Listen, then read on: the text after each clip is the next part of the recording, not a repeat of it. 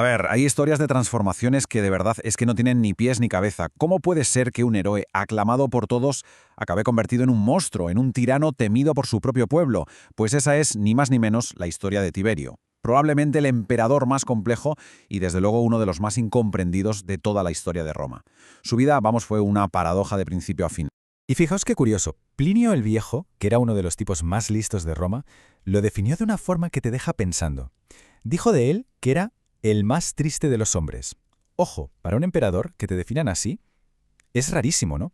No dijo el más poderoso ni el más cruel, no, dijo el más triste. Y ahí, en esa tristeza, en esa melancolía, podría estar la clave de todo su misterio. Así que esa es la gran pregunta que vamos a intentar responder.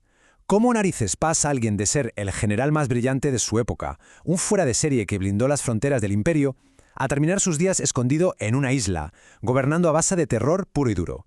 Para entender este lío, no queda otra. Hay que irse al principio de todo. Vale, pues vamos allá, porque antes de ser emperador, Tiberio era, por encima de todo, un militar. Y no uno del montón, que va, era el generalísimo de las legiones de Augusto, su hijastro, y la mente maestra que consiguió pacificar las fronteras más chungas del imperio. Y esto es algo que muchas veces se pasa por alto, ¿eh? Estamos hablando de un estratega que, por lo que sabemos, no perdió ni una sola campaña. Ni una. Su talento militar era, vamos, indiscutible. Una leyenda viva para la gente de su tiempo. Y es que sus victorias no fueron poca cosa.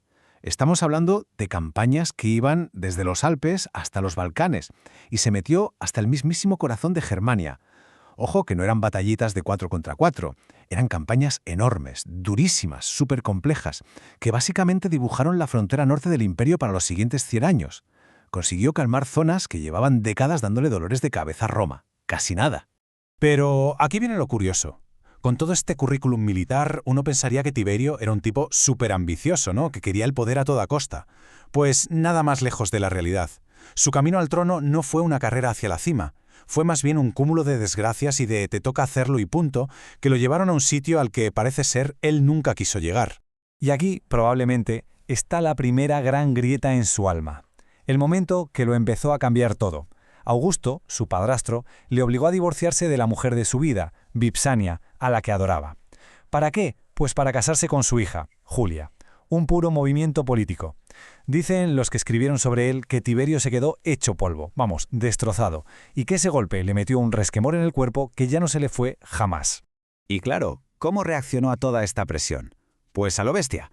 Cogió y se autoexilió en la isla de Rodas. Dijo, hasta aquí hemos llegado y lo mandó todo a paseo. Parecía que su carrera política y militar se había acabado para siempre. Pero el destino es muy caprichoso. Resulta que los herederos de Augusto, sus nietos Cayo y Lucio, se mueren de forma repentina. Y de la noche a la mañana, el único candidato que queda en pie es precisamente el que había huido de todo. Así que a Augusto no le quedó otra que tragarse su orgullo, llamarlo y decirle, oye, vuelve, que te toca ser el heredero. Bueno, pues llega el momento. Muere Augusto en el año 14 y Tiberio por fin es emperador.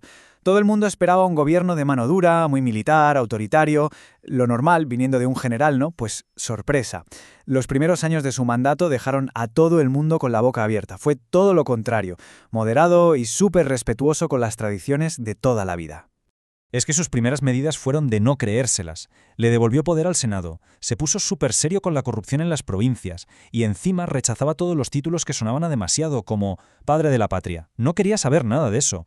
Gobernó sin lujos, de forma eficaz, y de hecho, cuando murió, dejó el tesoro público hasta los topes de dinero, algo que, vamos, no se había visto casi nunca.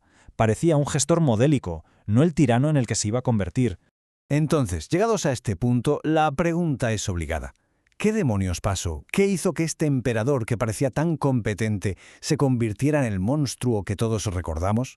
Pues todo apunta a que la respuesta está en una serie de palos, de golpes personales que simplemente lo destrozaron por dentro y que lo empujaron a hacer las maletas y largarse de Roma para no volver jamás.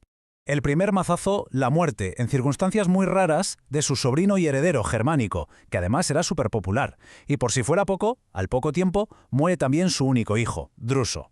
Imaginaos el panorama. 2 pérdidas así, una detrás de otra, aquello fue la gota que colmó el vaso. El hombre que había detrás del título de emperador se rompió, se volvió oscuro, desconfiado y empezó a ver fantasmas por todas partes.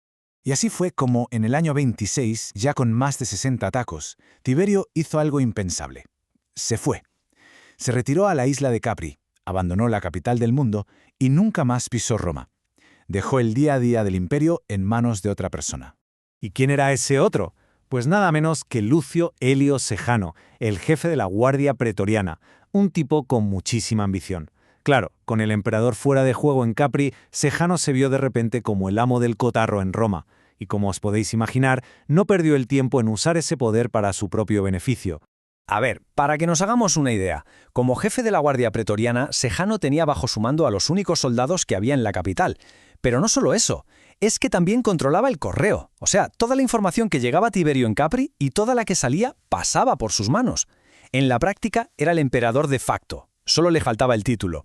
El momento cumbre de Sejano llegó en el año 31, cuando lo nombran cónsul, nada menos que junto al propio Tiberio. Ya estaba en lo más alto, parecía intocable. Pero el viejo león en Capri no estaba dormido, estaba observando.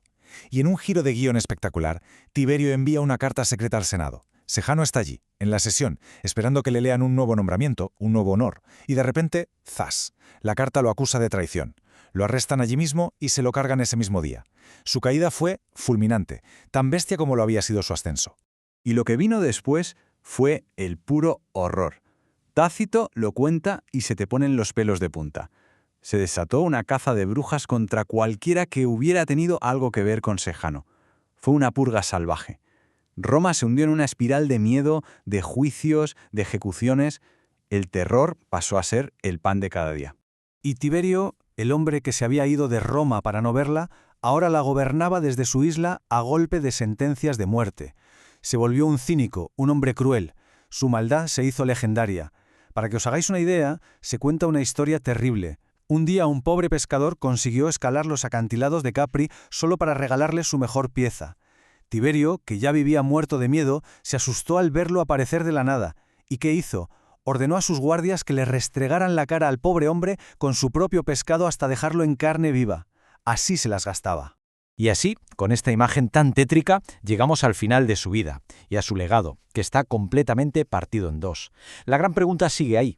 ¿Era Tiberio un monstruo desde el principio? ¿Un tipo que simplemente se quitó la máscara?